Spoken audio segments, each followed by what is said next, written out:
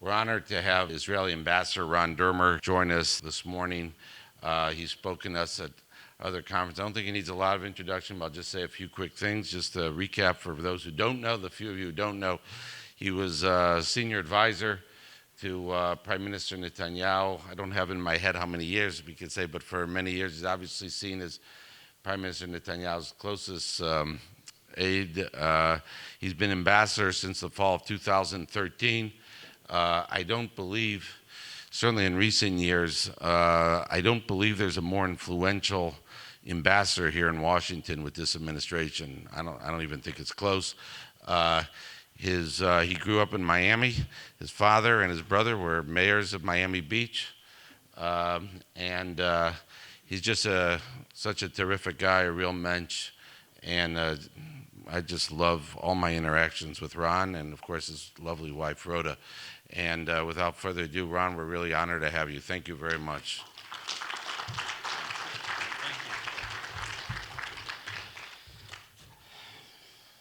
Thank you. It's a pleasure to be here at JINSA again. I think I've been here almost every year you've had this event in Washington, and I want to thank David Steinman. Where's David? And Joel Gamunder. I want to thank both of you and all of you who support JINSA, which is an organization that I think does tremendous work. I thought the event last night was terrific, by the way. Don't get rid of that part of the evening where you honor the soldiers, because it really separates it from a lot of other salmon. You know, there's no one besides an Alaskan brown bear that eats more salmon than an Israeli ambassador.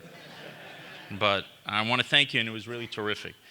I was hoping to recognize two of my favorite Yaakovs, Yaakov Amidror and Yaakov Aish. But I understand that General Aish had to go back to Israel because his wife's father is not feeling well. And you know, I try to avoid giving Dvarei Torah, which means the sort of words of the Bible, in front of rabbis, as a general rule, because then they correct you. So I'm always hesitant to speak about Israel's security in front of generals, particularly those two generals, Amidror and Aish. And I have to tell you, it was extremely comforting to me to know that those two generals were at decision-making tables when the decisions were made. And it was a great honor to serve alongside them, alongside General Amidror for 4 years. Well, I was there for 4 years. You were there slightly less. But in the Prime Minister's office, he was my next-door neighbor. And to serve alongside General Aish for 3 years at the Embassy of Israel, and to serve alongside them and also to learn a lot from them. So if I make any mistake in my presentation, it's because they weren't good teachers. Now, is Colonel Kemp here? I didn't see him. No, he's not here. He's supposed to. I always ask, is he really a colonel, or does he just play one on TV? That's what I want to know.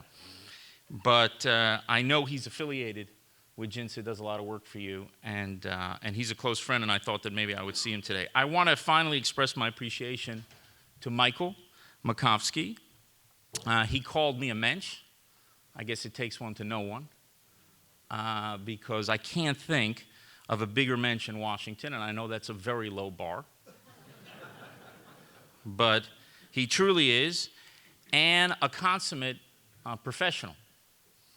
And it is, as you said, it's always a pleasure, you said, interacting with me. I would say right back at you, it's been a great pleasure to work with you, especially the work that you did on the Mutual Defense Treaty and the work that JINSA did in putting that together. And I want to say a few words about that.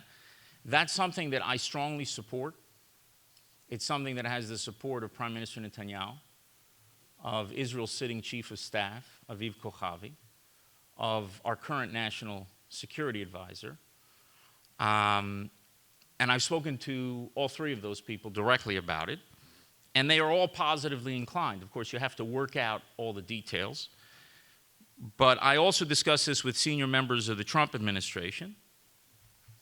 who are also positively inclined. Some senators, senior senators, are also, as you heard last night from Senator Graham, pretty positively inclined. By the way, is he not just the most entertaining interview? I could just listen to that guy go on for hours and hours. And really, I have to say in all seriousness about Senator Graham, he really belongs in, I know you honored him, and he was, I said, the Archie Griffin of champions, which probably 3 or 4 people last night knew what that meant. But the only guy who won the Heisman Trophy twice. But you're right to honor him, because in the pantheon of people, of senators, if there were a pantheon of the senators who have been the greatest champions of Israel and the alliance between the United States and Israel, he has an honored place alongside Scoop Jackson, the late Scoop Jackson, the late Daniel Inouye, and also Senator Kyle, who's one of them. But there's a handful of those senators over years, I think, who made a unique contribution, and I thank Senator Graham for that. But there is serious interest on both sides, and you saw that in a tweet in September by President Trump, saying he was looking forward to having conversations with Prime Minister Netanyahu. The problem is, when you have conversations between two governments, it helps to have a government. It's kind of an important part of that conversation, and for some reason we don't have one yet. I had a suggestion that I've now been talking about for months, and no one has taken me up on it, and that is, given what is happening here and in Britain and in Israel, my proposal is that Israel deals with Brexit, the British deal with your impeachment, and the Americans form a government in Israel. And I think if we all do that, maybe we can figure something out. Now, there has been some criticism from pretty serious people in Israel about the defense treaty. And I don't want to dismiss that criticism. There are concerns that it could inhibit Israel's freedom of operation. There are concerns that it could generate, not necessarily today, but in the future, demands for Israel to take greater risks. And there are concerns that it could undermine Israel's independent deterrent power. And there are other concerns as well, and I know you did a paper and then a paper on a paper to deal with some of those issues. Now, I agree that all of those concerns are real, and that a defense treaty must effectively address them. Israel must never and will never agree to a defense treaty which ties our hands, period. The raison d'etre of Israel is that we defend ourselves by ourselves against any threat. We take great pride in Israel at never asking the sons and daughters of America to risk their lives to defend us. Not only do we take pride in that, that is the very meaning of Jewish sovereignty. The very meaning of Jewish sovereignty in its most essential form is that we take responsibility for our own defense. But I frankly don't see why a defense treaty should affect that. There was this issue, you just had a panel discussing Turkey. I don't remember anyone on those days before, when everyone was worried about Turkey maybe going in to northern Syria, anyone waving Article 5 of NATO in front of Turkey and saying, wait a second, you have a defense commitment, you can't possibly go into northern Syria. And I don't remember anyone doing that to the British in the Falklands or the French when they go into Mali and other places. So countries have defense treaties. You have defense treaties with many countries. And I don't think it's inhibited their ability to act in their own interest to defend themselves. Now, Israel must also never agree to a defense treaty where we would ask to take greater risks in the future because of that treaty. So we wouldn't want a treaty that would provide an extra layer of deterrence, but then not enable us to defend ourselves from the routine threats that we face. So if somebody thinks if we have this mutual defense treaty between the United States and Israel, for instance, Israel doesn't have to maintain security control west of the Jordan River, they're kidding themselves. It's not a replacement for it. It's an added layer of deterrence. But it's not something that any Israeli government will trade for this more amorphous layer of deterrence for the real security threats that, unfortunately, Israel has to face day after day after day. And as Prime Minister Netanyahu has said many times in recent years, and I think this is something that today has a broad consensus within Israel, Israel will maintain security control west of the Jordan River, period. Under any peace agreement with the Palestinians, we will not give up that security control because we know exactly what's going to happen if we do. And of course, Israel must not accept any treaty that it would undermine our independent deterrent power. Not now, and not in the future.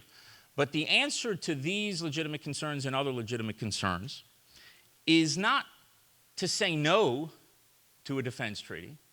It's to say yes to the right kind of defense treaty. And in my view, that would be a narrow defense treaty that would serve the needs of both sides. And I think we can reach such a treaty precisely because American interests and Israeli interests are becoming more and more aligned. And frankly, I'll put it simply. You don't want to get involved in defending Israel in practice, and we don't want you to get involved in defending Israel in principle. And I think that makes a basis for achieving a narrow defense treaty that serves the interests of both sides. Now, the treaty that I envision is one that would not have been invoked in the 71-year history of our state. And we've had, as you may have heard, a few wars, a few engagement over the times. You could argue that maybe you got close to it in 1973, maybe. But I'd say in the one that I understand, it wouldn't have even triggered the defense treaty then. And from my point of view, the treaty would do three things. First, it would give a powerful expression to the alliance between America and Israel. The second thing, it would provide a layer of deterrence against the most extreme threats that Israel faces, thereby enhancing both security and stability. And third, it would give a platform to dramatically upgrade the alliance between our two countries. And I want to spend a few minutes talking about the U.S.-Israel alliance because I do not think that the power of our alliance is properly understood. I believe Israel will be the most important ally of the United States in the 21st century. And I say that not because of the things that the Trump administration has done to support Israel.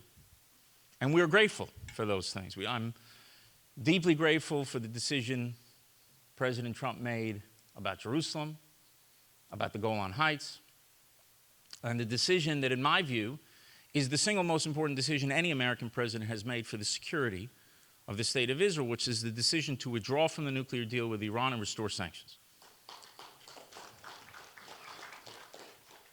That's not why I said it. That sentence, I believe Israel will be the most important ally of the United States in the 21st century, I said in the first speech I gave as a sitting ambassador on Israel's Independence Day in 2014. And as you know, back then we had a disagreement with the then Obama administration on the best way to confront Iran's nuclear ambitions, on the best way to advance peace with the Palestinians, and I said it then. And I said why. Because, you know, every ambassador would love to say, well, we're going to be the most important ally. And it's quite a statement to make from an ambassador of a country the size of New Jersey with all of 9 million people.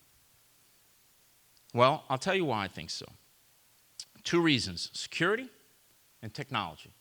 So let me ask you a question. There's a lot of very smart, very experienced people in this room, particularly when it comes to security affairs. So I'm going to make all of you President of the United States. And I'm going to say you can choose only one ally in the next 50 years for America. Just one. For security. And when you think about security, think about a military that can defend itself by itself. Think about an intelligence service that can provide vital intelligence not just for itself, but for your own country and for your allies. Think about a country with a cyber capability that can start dealing with all the emerging threats. And think about a country that can develop weapon systems that you're going to need to keep your own country safe. Now, let's be honest. America has great allies around the world: Australia, Canada, France, Germany, many. But if you think only in terms of security and you have to choose one for the next 50 years, there's only two countries left, Israel and Great Britain. That's it. You're down to two. Now take the second element, technology. Next 50 years, you can only choose one partner for technology. Now, with all due respect to my British friends and their stiff upper lips, when it comes to technology, they're not in our zip code, they're not even in our time zone. Israel is racing ahead. Israel is becoming a global technological power. In many fields, we are already a global technological power. I mentioned cyber, which has both security and civilian applications. Israel's 1/10 of 1% of the world's population. We account for 20% of global investment in cybersecurity. So we're punching 200 times above our weight. So in cyber, Israel is bigger than China. But take technologies of the future, autonomous vehicles, artificial intelligence. You think about the powers in artificial intelligence and how it's going to change the way that we live. Who are the powers that are emerging there? That's the US, there's China, there's Russia, and there's Israel. That's the big four as I see it. Now, on that list, I'm hard to come up with another ally of the United States. So I'll be diplomatic. We'll say they're strategic competitors to America. But you have one ally there, and that's Israel. So if you really think about it, and you look beyond Israel's youth, its smallness, and both geographically and in terms of population, you see that Israel will be the most important ally of the United States, or it should be the most important ally if we do the right things in the 21st century. Britain was the most important ally in the 20th century. It's going to be Israel. And I think this is a new reality that very few people recognize. Think about an ambassador of Israel asking the two questions I asked you about security and technology 50 years ago. Would be silly. 20 years ago, silly. Even 10 years ago, there wouldn't have been many believers. But what I just said is not crazy at all. It makes perfect sense. And that's new in the relationship between the United States and Israel. And we tend to romanticize the relationship between our two countries. Everybody knows the story about President Truman recognizing Israel 11 minutes after it was established.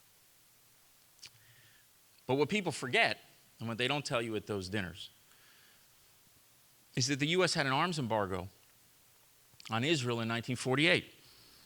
Israel fought the 1948 war with Czech rifles, and we fought the 1967 war with French planes. Not because the Czechs make better rifles or the French make better planes, because the United States wouldn't sell us rifles and planes in those years. And in those first 2 decades of our relationship, our contribution to U.S. security and prosperity was minimal. The American contribution to U.S. security and prosperity was also minimal. Israel received very little from the United States. We did receive from the Jewish community in the United States, who used to put, coins and would buy bonds in those critical years. But if you look at aid also in those first 2 decades, you see we received very little, and we gave very little. And most people saw Israel as a liability to the United States. That is always the key question you have to ask any policymaker. Do you see Israel as an asset or a liability? In those first 2 decades, if you were to ask people, is Israel an asset or a liability, almost everyone would have said liability. Now, by the way, if you think Israel's a liability, that doesn't mean that you don't want to defend it, that you don't want to protect it. You may feel a moral obligation to do so. You must say it's a beleaguered democracy, and we want to fight for it. You may have some pangs about what happened in the Holocaust when the Jews were defenseless against their enemies. It can be a lot of reasons. But you'll say the policymakers in Washington writing those briefs, Israel's a liability. Why? 2 reasons. Oil, Arabs. That was it. So you had friends, you had people who weren't friends, But most people thought Israel's a liability. Then take after the 67 war, where Israel proved itself a winner on the battlefield, defeating the Soviet client states, and then in 1973 repelling the aggression and pushing it back. All of a sudden, the conversation changes. And Israel emerges as a very, very junior strategic partner, as a winner, that America begins to think, hey, it's worth investing, because people tend to invest in winners, not losers. And we begin to be this junior partner, a pawn in this battle against the Soviet Union, and in later years, also an ally in the battle against terrorism after 9/11. It's about 4 decades, from about 1967 till about a decade ago. And if you would ask people in those years, is Israel an asset or a liability? The answer would be mixed. It depends who you asked and when you asked them. When you asked them, is it the first Gulf War, where Israel was considered a liability? Is it, like I said, in the battles against these Soviet client states? Maybe people thought, well, Israel's advancing peace, so it's an asset. Maybe peace wasn't working, so it's a liability. And it depended also on who you asked. Did you ask somebody like Secretary George Shultz, who always saw us as an asset? Alexander Haig, who once referred to Israel as the unsinkable aircraft carrier in the heart of the Middle East, in an area so important for U.S. interests. And there are other people, and I'm known as a very diplomatic diplomat.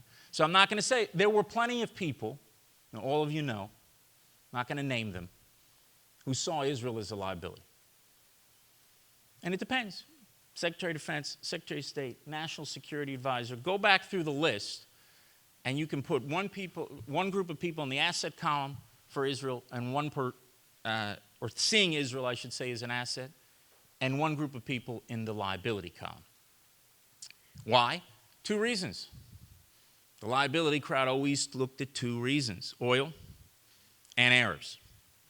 Okay, so the last decade, as Israel emerges as a power, last ranking, U.S. News and World Report does this ranking every year, Israel was ranked the 8th most powerful country in the world. Think about that, 8th. So you have the P5, Japan, Germany, Israel. The smallest of the other countries, I think, is 60 million people. It's a little bit older than 71 years old.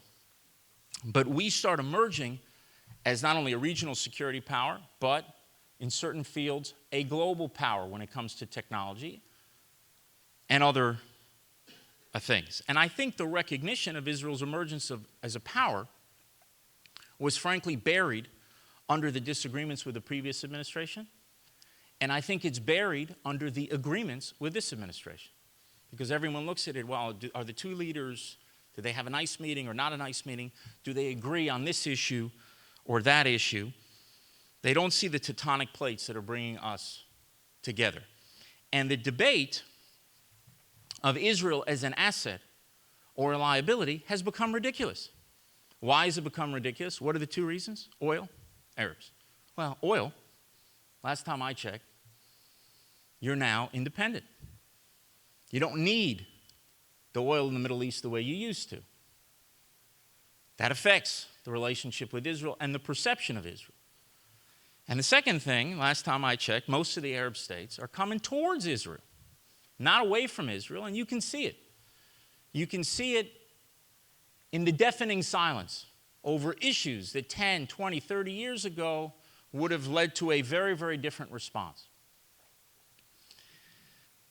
And I'm not going to talk about those specific issues because my job is not to make it harder for that rapprochement to happen. But it's happening. And what's happening behind the scenes would make your head spin. And hopefully we will, it's like the iceberg. You might see a little bit in the top of the iceberg. The strength is what's going on underneath. And I have great respect also for the Prime Minister's hesitancy to say things publicly because of the effort to preserve this and to have it surface in a way that is sustainable. So the whole asset versus liability debate has been, it's completely anachronistic in my view, and a lot of people haven't caught up to it. Right now, what's happening, by the way, the liability crowd has gone all in on a totally different argument. The ones who are not our friends, because there were friends who could say Israel's a liability 70 years ago, but there were plenty of people who were not our friends who would make that case. Now they've shifted, and they shift right now to assault on Israel's values.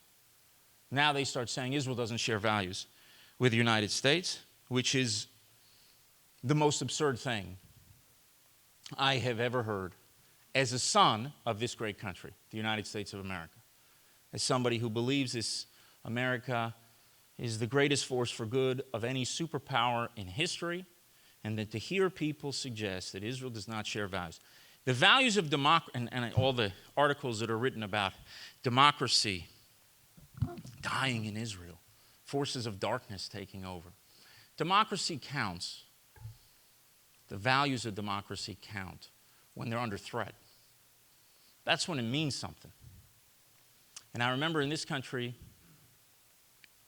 after September 11th, 2001, on September 12th, and how people were concerned of the next imminent attack, and how a lot of people were prepared to maybe compromise certain civil liberties for security. And that's normal. That's what free countries do when they have to make the choices on where it should go on the pendulum. And then as time moved on, as the sense of danger receded, people want the pendulum to swing back. That's also normal. But remember that Israel has been in September 12th for 71 years. And I'm amazed at the democratic values of Israel, that we have upheld our values as a democracy under the most extreme circumstances. No other country has done this. And I'm amazed that we've done it when our home front is under attack. You know, there's no group that gets assaulted more, that is cast more as a pariah than Israeli soldiers. And yet no country in history, and all of you know this, has ever gone to great lengths to prevent innocent casualties on the other side. Never. We've taken greater risks. And remember, this is happening when the Israeli home front is under attack. It's not a war thousands of miles away. We have wars where half of our country were in bomb shelters. And yet we still do all these surgical strikes, doing everything to keep innocents out of harm's way. So people have gone on to this sort of values-oriented attack. I think it has to be completely rejected. You know, I don't, as Israel's ambassador, I will never apologize for Israel's democracy. I marvel at Israel's democracy and celebrate Israel's democracy. And part of the problem that we have is a broader problem that doesn't really have to do with Israel. It's an intellectual zeitgeist. And Israel catches itself in the crosshairs, and also Americas do. And that is, you know, the Jews made many contributions to religious ideas over the millennia. Political ideas, we made a very big contribution. And I sum up the contribution this way. The Jewish people were the people who rejected the idea that might makes right. We rejected it from the Pharaoh, we rejected it from a Caesar, and we rejected it certainly from a Führer. Now we live in a world where the intellectual zeitgeist, particularly among young people, particularly on college campuses, is that might makes wrong. That is equally misguided. Might is might, and right is right. You can be powerful and just. You can be powerful and unjust. You can be weak and just. You can be weak and unjust. And that idea that might makes wrong is a problem for an Israel that is a growing power on the world stage, and it's also a problem for America. And by the way, almost everybody who's got a bee in their bonnet against Israel, they're not great friends of America. I actually know exactly one person, he's Australian, who loves Israel and doesn't like America. Only one. I mean, occasionally you can find people, and there are, who will love America and dislike Israel. But the haters, there's a reason why everybody who hates Israel so much, virtually everybody, is not a friend of the United States of America, because they actually have that same view. Might makes wrong. Power and justice are like buckets in the well, and that's a real problem. So that liability crowd, they've moved over to the values argument. But understand, we are in a different place than we were 70 years ago, 50 years ago, 20 years ago, even 10 years ago. And the best thing for Israel right now is to make itself as powerful as quickly as possible and as indispensable an ally to the United States. And those two things are completely connected. And that means making Israel stronger militarily, economically, technologically, diplomatically. And frankly, I'm very grateful to the United States because it has helped us in every single one of those areas. Of course, militarily, we are very grateful for the military assistance we have received from the United States over the years, which we hope you will think is a great investment in America's national security as well. If you had 3 or 4 more countries like Israel around the world, your security situation would be a lot better. And we're grateful to the previous president, President Obama, who signed a 10-year memorandum of understanding for military assistance over the next decade. It's great to have critics like Senator Graham, who thinks Israel's not getting enough money. It's not a bad situation to be in for an ambassador in Congress. And we are grateful for the intelligence sharing, which of course is a two-way street, for also America's commitment to maintaining Israel's qualitative military edge. That's a very, very big deal, one of the most important commitments of the United States towards Israel, and we are grateful for that. We're grateful for how much support America has given us economically over the years. We used to receive economic assistance. For the last decade, we haven't. A lot of people don't know that. We no longer receive economic assistance, which is sort of like a welfare check. Military assistance is basically to buy American platforms, and we're phasing out the percentage that was given to Israel, about a quarter of that over the years, that was not given directly back into the U.S. economy. Here, in economics, for a few decades, we did receive economic assistance, but we no longer receive it. Israel is the first country, a lot of people don't know it, who had a free trade agreement with the United States. And it's not because of the power of the great Israeli economy in 1986 when it was done. It was because of a political statement of support that then Secretary Shultz wanted to make. And America has also given us loan guarantees during very difficult times, which we've had, that has helped our economy weather so many storms. And diplomatically, we have benefited greatly from the protection the United States has given us in the Security Council, where the entire world loves to gang up on us, and to other international forums. And even though our relationships were changing with many states around the world because of the rise of Israel as a power, there are places around the world, in the East, in the West, and everywhere you see, Africa, South America, Asia, everyone is moving closer to Israel because of security and technology, because we become important to their security and prosperity. But we have needed to change our situation internationally. We've needed something of a tailwind from Washington. And for 2 years, we got one called Hurricane Haley, who did a fantastic job pushing back against the residue of all that anti-Israel sentiment that's there. And we've gotten it, frankly, diplomatically from Secretary Pompeo, who was a sitting Secretary of State, called out anti-Zionism for what it is, anti-Semitism. And those of you who know the history of the State Department, to have a sitting American Secretary of State say that anti-Zionism is anti-Semitism is a very big deal. And of course, a few days ago, where Secretary Pompeo made the fatal flaw of telling the truth when it comes not just to settlements, that's the outgrowth of it, to the Jewish connection to the land of Israel. We are Jews because we are the people of Judea. Our conflict is all about the Palestinians trying to convince the world that we stole their land, to convince the world that we are like the British in India and the French in Algeria and the Belgians in the Congo. The land of Israel, Judea and Samaria, the land where the patriarchs of our people prayed, where our prophets preached, where our kings ruled. That is our ancestral homeland. And there's no way you are ever going to get to peace unless it is based on truth about our historical connection. To cast Israel as some foreign colonialist force in our own homeland has been the great lie of diplomacy. And I was very pleased that Secretary Pompeo and Ambassador Friedman deserves a great deal of credit for this as well, that they stood forthright and they spoke the truth. And we will see, it will take a long time, but people will look back at that moment as being a turning point in ultimately the search for peace, because that's what it has to be anchored on.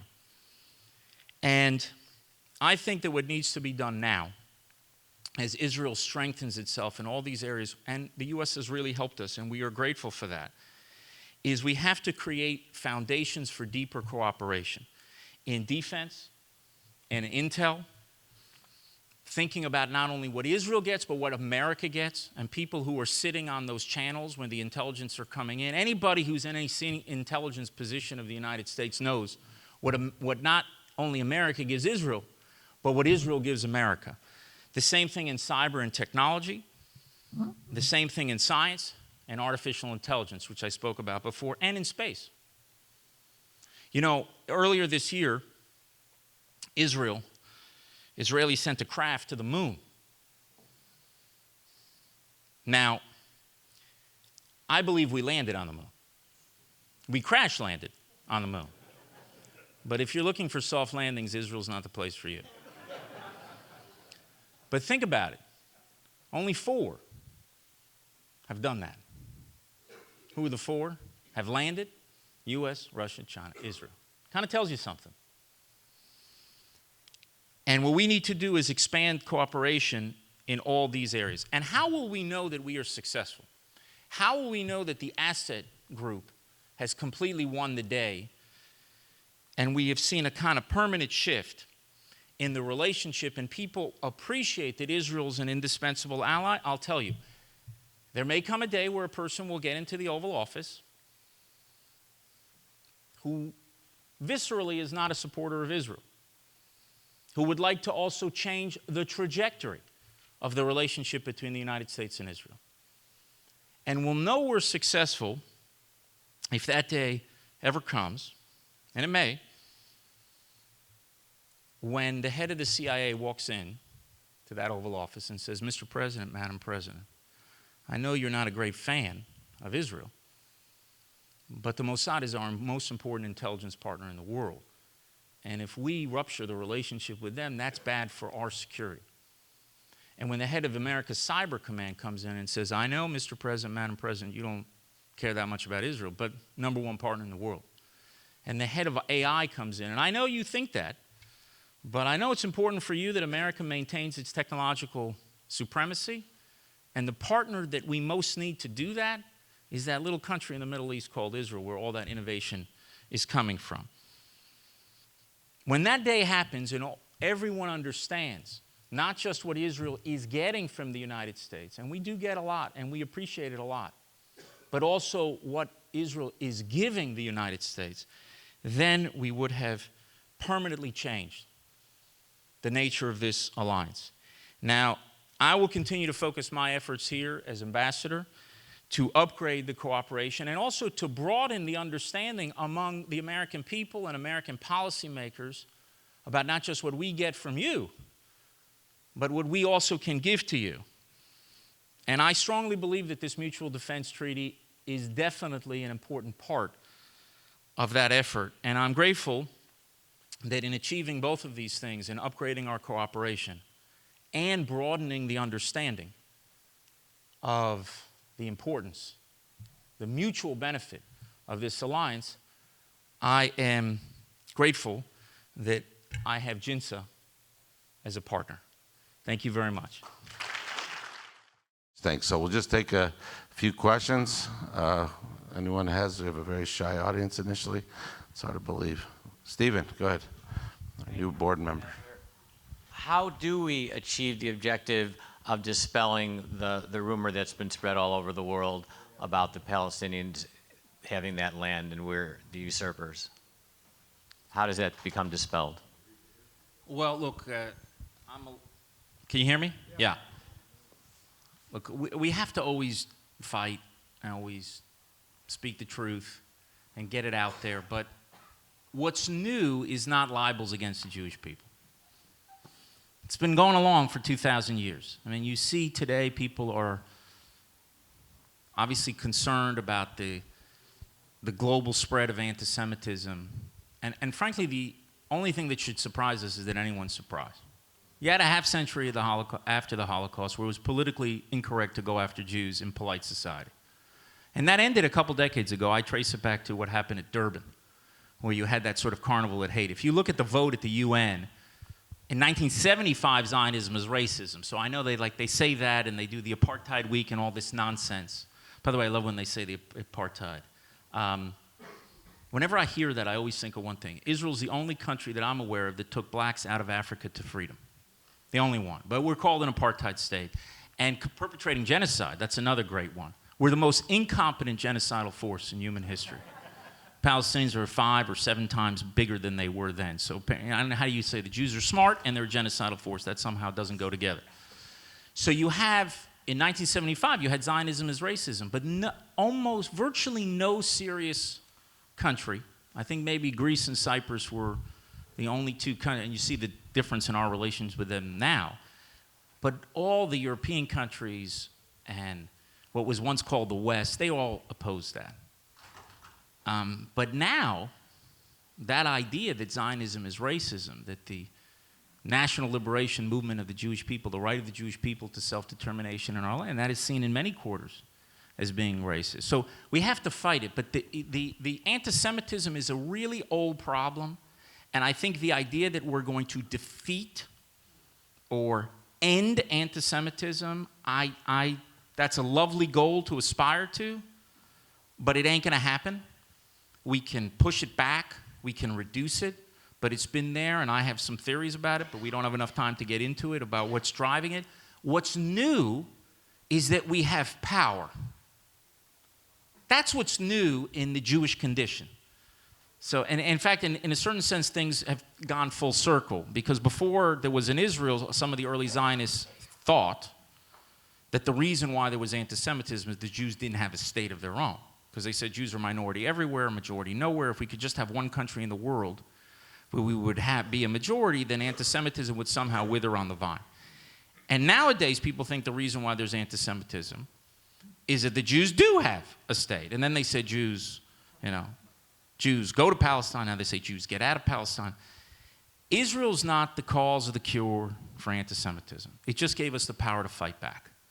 And what I want to focus on, I'll do it, and I'll go and I'll speak to everybody until they're blue in the face, and I'm blue in the face, about our historical rights. But what I think is new and what I think we need to invest a lot in is enhancing Israel's power across the level to turn us into this indispensable ally. I'll deal with the values argument, but one thing I do as ambassador, I think to myself, what can I do as ambassador that I can't do in another job? And I've been privileged to be in this job, and going through all this craziness that's out there, I can spend 95% of my time just dealing with this nonsense, or I can do whatever I can to open the doors with the U.S. administration and once the door comes open, this is what always happens with partnerships with Israel. Sometimes it's hard to get through the door. Once you're there, it says, wow, why weren't these guys here before? Why we didn't do this 20 years ago? Because this is helping us. What I want to do is create those interests, to enhance them, and we'll have the fight in the values. We'll continue to fight at the UN, we'll continue to, fight it in CNN and everything else. And the most important thing for me, frankly, forget about the world, deal with the Jews. Let the Jews believe in the justice of their own cause. If we do that, because that's the worst poison, is when you start believing the nonsense of your enemies. And there was a very this is a short answer to a long question, but there was an essay that struck me that I read when I must have been about 25 years old, and it's always stayed with me. It was written by a Echad Ha'am, who was a very early Zionist, who was kind of a foil of Herzl's, and they would fight because Echad Ha'am was very interested in saving Jewish civilization. And Herzl said, well, before we save Jewish civilization, maybe we save a few Jews, And he wrote an article about the blood libel. And he said that the blood libel had done something good for the Jewish people. So he said, how can that possibly be? How many communities were dispossessed? How many Jews were massacred because of the blood libel? This lie that the Jews killed, the Christian children and use their blood to make matzahs and just wild stuff. He said, no, it did something very good for the Jewish people. Because in the Middle Ages, he writes, and this is 120 years ago, the Middle Ages, he writes, most people believe that blood libel was true, including intellectuals. That's another mistake that people make about anti-Semitism. That all we got to do is educate people. We'll educate. Voltaire, father of enlightenment, huge anti-Semite. You know, Shakespeare's depiction of Shylock, there's not a single Jew in England at the time because they'd all been thrown out. I mean, you have serious intellectuals, you still see it today. It's actually the intellectual class, I think there's more anti-Semitism. But he said that in the Middle Ages, everyone believed in the blood libel. And all the Jews knew that it was false. So it taught the Jews that the whole world could believe something and the whole world would be wrong. Because that's tough. When everybody's telling you something, normal people will say, yeah, maybe I'm wrong. And you just keep getting pummeled and you start questioning yourself.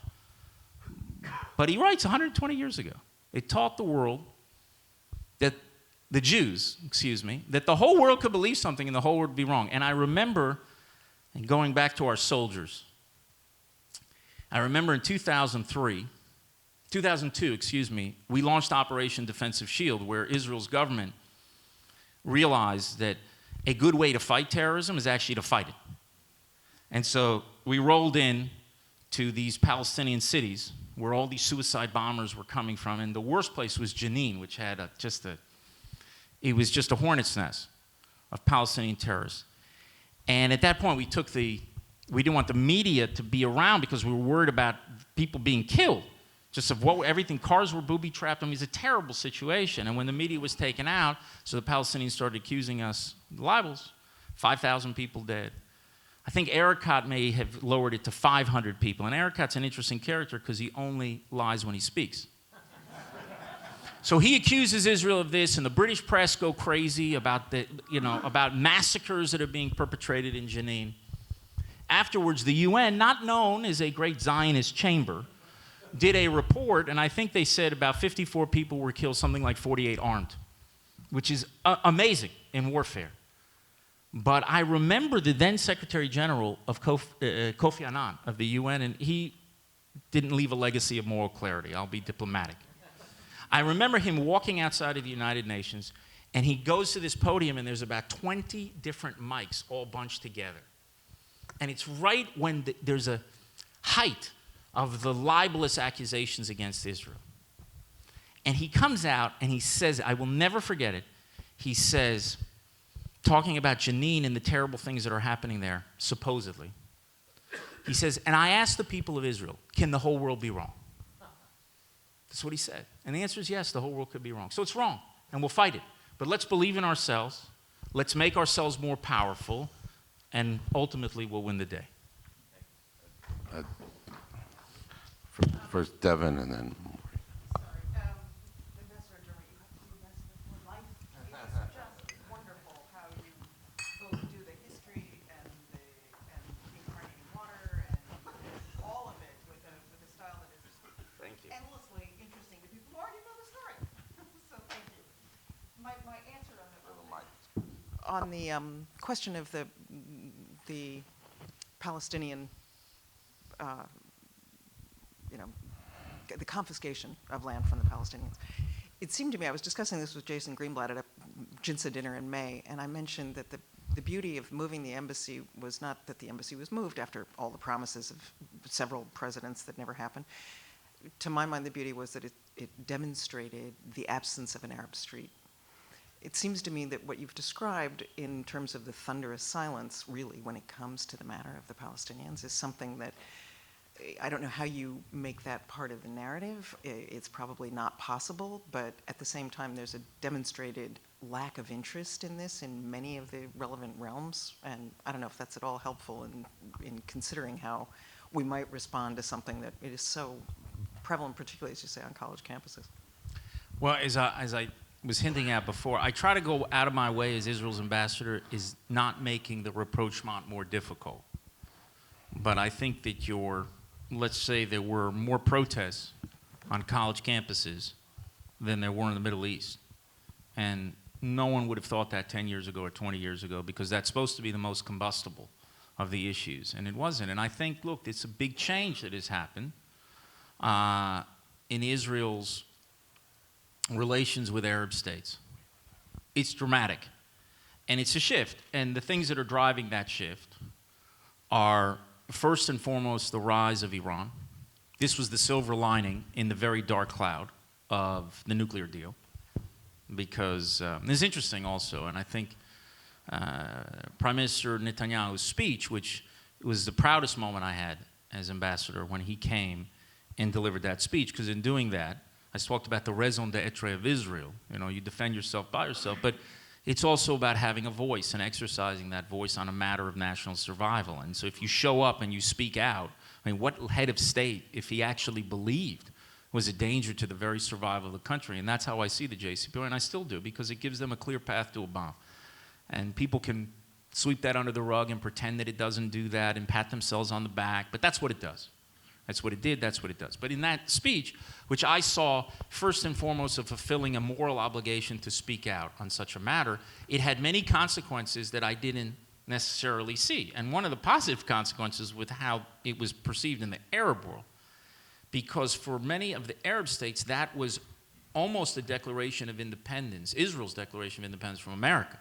Because if we're a vassal of Rome, then they don't need to deal with a vassal, they'll just deal with Rome. And all of a sudden, Israel is willing to stand up and speak out on something like, well, maybe we're willing to fight independently too, which we are. And so that helped also. The whole thing with Iran and the rise of Iran is a danger, and Israel's willingness to confront it, that has brought us and the Arab states together. The second is the rise of Sunni fanaticism. It's not just the Shia variety, which is the Iranian regime. And I should say, as an aside, I don't know if other people spoke about it. Look, they are protesting all over Iran right now. And we do not have an enemy in the people of Iran. America doesn't have an enemy in the people of Iran. The state of Israel doesn't. We had a good relationship with them once. We can have a good relationship with them again. So can you. I hope more will be done to aid those people who were fighting. A couple hundred people have been killed already. And it's all over the place, and they're shutting down that internet. You know, maybe open the internet. Do whatever you can in order to help those people. But you have the Shia fanaticism led by Iran, and then you have the Sunni fanaticism, which was, you know, Al-Qaeda's 1.0 and ISIS is 2.0, and there'll be a 3.0. And so those Arab states see a problem. And the third thing, frankly, is the perception of U.S. withdrawal from the region, which has not changed from President Obama to President Trump. That's a kind of, neither of them would like to probably be in the same category of each other. But the truth is, the perception in the region is the U.S. is leaving. And, you know, the way that they see the situation, it's like they see an Iranian tiger getting fiercer. They see this sort of ISIS or whatever comes next leopard getting fiercer. And then you have the 800-pound American gorilla that has left the building. So they see a 250-pound gorilla with a keep on, and they say, well, maybe we can start working with you. And that's actually created the basis for a relationship. The other thing, that security, is actually the technology. If you think about the Arab boycott from their point of view and from their needs, to the extent that you do have leaders that want to propel their countries forward centuries, the boycott against Israel is the dumbest policy you can possibly have. It would be like Oregon, Utah, Nevada, Arizona, New Mexico, and half of California boycotting Silicon Valley. It makes no sense. The problem that they have is they poison their populations, as you know, for 70 years against Israel, and it's hard for them to turn on a dime because they're stuck with that situation. They're like Dr. Frankenstein with the monster that now is a huge problem. And it's very hard for them to pivot away from it, but they want to. And that would be one of the benefits of the U.S. putting down some proposal if we have a government in Israel sometime during the next century that would allow for a normalization to actually surface. And I think that is impossible in the wake of a U.S. Initiative, much more than people think. Maury? Very simple question. How much longer do you plan to stay on as ambassador? City's just getting dark. So you mean fresh? Well, I'm not going to comment on we have a real legal system in Israel, so I'm not going to comment on that. I've been ambassador, now I'm in my 7th year, which is the longest since Those of you who remember Ambassador Harman. So Abba Eban, I think, was 9 years. Ambassador Harman, who followed him, was 9 years. And since then, since 1968, I don't think there's one who's been 6. So I'm already in the 7th year, which is about 3 years longer than I promised my wife we would be here, maximum. And I didn't know that I'd be 2, 3, 4, 5. So it's a great privilege to serve in this capacity. And I don't know how long I will stay, but I'll tell you, every day that I will serve, I will do whatever I can to strengthen not just the alliance, but to do what I said and what I spoke about today, to try to open those doors to create stronger foundations for the future. Foundations that will be very hard to shift because of the benefit and the interest of the United States. I mean, I would love to live in a world where international relations was governed by morals. Right? If that were the case, by the way, I'd spend all my time going around speaking to everybody about all the rights and but it's not the world we live in. We live in a world where it's driven by power. It has been. The U.S. has actually been unique in history because it has combined power and values in a way that no other country has. But I want to focus on enhancing Israel's power, and by doing so, enhancing our relations with the United States. It's interesting when it comes to the Palestinians. The biggest mistake that Israel can make in terms of its relationship with the United States is to make itself a weaker country. People don't think about that. Your value as an ally is about your strength. It's another reason why I think when it comes to our own support that we can give the U.S. in technology, if you allow your technology to be taken by others, your asset value as an ally goes way down. I mean, we got to protect our own technological, I don't want to say supremacy, but in some areas, leadership in fields of technology.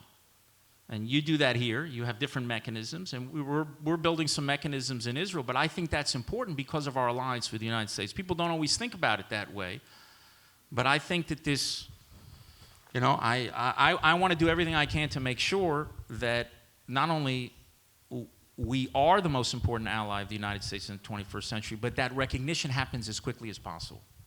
You've done a magnificent job. So thank you. Agree with that. All right, one final question. Steve, you have a... Yeah, I'm going to follow along before you give me a good segue here. You've heard expressions from these people here about their feelings toward you, their feelings essentially toward the policies of the current government. To say that, and I'm sure if we did a vote, 99% of the people in this room would concur. To say that we are not exactly representative of the larger Jewish community might be a real understatement. I wonder, you've been here 7 years, you do a great deal of outreach to the Jewish community. How are you received among the 80% of the Jewish population that doesn't see things the way people in this room see? Look, I think here, in the case of American Jews in Israel, I think the reports of the demise are exceedingly premature. I think this is a case of the noisiest people getting all the attention. I think the masses of Jews in our country, and I've gone to 47 out of the 50 states. So I'm left with Nebraska, North Dakota, and Hawaii. That's it. So I've been throughout all the country, and whenever I go to someplace, when I have an opportunity to travel outside of Hawaii, I go back and forth to Israel quite a lot, but when I have an opportunity to go to any community, any state, I try to speak to the Jewish community at least once to do it. And what I see is a tremendous desire to have a strong relationship with Israel. Some people may say it's biased because who's there and who's not there. And everything. I just think a lot of it is noise. There was Gallup did some research, and admittedly, Jews are 2% of the population, so it's kind of hard to get enough Jews in your survey sample. But they did something a few months ago. People should look at it. I think the number was 95% of them love Israel, are supportive of Israel. 95%. And we all focus on the 5% who are not. And by the way, it's not new. People said, well, are you concerned? I got the other day somebody asked, are you concerned about the rise of anti-Zionism among Jews? I say, compared to what? Compared to 100 years ago? When the vast majority of American Jews were not Zionists?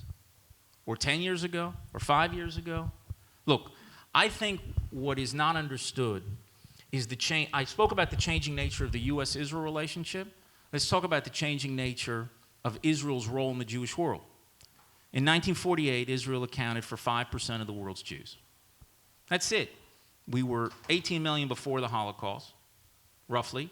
12 million after. Lost 6 million. That's a third of the Jewish people. I always love when people say that Jews are fixated on the Holocaust. Just understand what the Holocaust did to the Jewish people. A third of your people is like losing over 100 million Americans. And if you can't wrap your mind around that, imagine a 9/11 every day for a century. That's what the Holocaust did to the Jewish people. Now think about 9/11 is still with us. It's one day. Imagine 9/11 every day for a century. So you have this traumatic event in the Holocaust, and after you got 12 million Jews in the world, 600,000 are in Israel, including my mother. She's there. 5% of the world's Jews. The largest Jewish community by far in the world is here in the United States. And so they're really the center of Jewish life. Now, Israel always has a pride of place because it's the promised land, but it was a very junior community. Now, fast forward 7 decades, Israel's the largest Jewish community in the world for the first time since the days of Bar Kokhba, which is the 2nd century. It took us 18 centuries to be the largest Jewish community in the world again. That's a shift. Right now, about 43% of the world's Jews live in Israel. Maybe 35% live in the United States. Together, we're about 80%, but that's a shift. And to think that that's going to happen, where Israel right now is the center and the core of Jewish life in the world, and you have this sort of a sun and a moon now. And the two powerful forces, U.S. Jews and the Jews in Israel, were the largest number of Jews in the world, by the way. No Israeli city has outpaced New York yet. New York still is the largest Jewish city in the world. Yeah, good hands for New York. I thought you were a Miami Beach guy. I am, but originally in New York. Listen, we don't deal with dual loyalties there with Miami. So you have this shift, and I think this shift to assume that the relationship is going to be the same, people are kidding themselves. The other thing is, Israel used to be a poor community. So it was kind of like the nephew who, okay, you like it and he's promising, but you keep on having to dole out money to the nephew to do it. Well, right now you've got, this rising power and this whole class of entrepreneurs and innovators in Israel and the vibrancy of the place. I mean, people go to Israel. It's the most alive country on the planet, by far. I tell, I sometimes will go to events and speak about Israel. I'll say Israel's so intense that Israelis have to go to Manhattan to unwind. And the funniest thing about that is the Israelis will say, why is that funny? Like, yeah, we go to, no, but because it's so tense, and those of you who've been to Israel, probably many of you have been there, you're there for a week, it's like dog years, you think you're there for 7 weeks, because the place is just so vibrant and so alive, and it's different than it was in 1948, and a lot of people haven't caught up to the change. The other thing is, if you're not over the age of 80, you do not remember a world without Israel. So the basic meaning of Jewish sovereignty, of the restoration of Jewish sovereignty, of the Jews actually having a voice, or Israel being a refuge that the Jewish people never had for 2,000 years, and having the ability to defend yourself. When I go and I speak to groups and the people who are over 80, that's the you had me at hello crowd. I get why we need an Israel. And if you're not over the age of 55, 60, you don't remember a vulnerable Israel. And to think that people, and when you have this might makes wrong, and you don't have a vulnerable Israel, it's also a different relationship. So I think there's a lot of things that have changed. But what I see is a tremendous desire to be connected with Israel. You see in times of war, a great rallying around, and all the critics who talk all the time and will punch Israel all the time within the community. And that's by far the hardest job that I have as ambassador, I have to tell you, to not respond to those attacks. But I have I try to take a historical perspective. Moses, he split he does 10 plagues, splits the sea, goes up for 40 days and 40 nights. He's 8 hours late, gets a golden calf. We're tough people, a little bit critical. So, You have all that criticism there, and a lot of people, I think the biggest thing, and I try to do this when I go out and speak to people, is to get them grateful for living at a time when there is a sovereign Jewish state, to never take Israel for granted.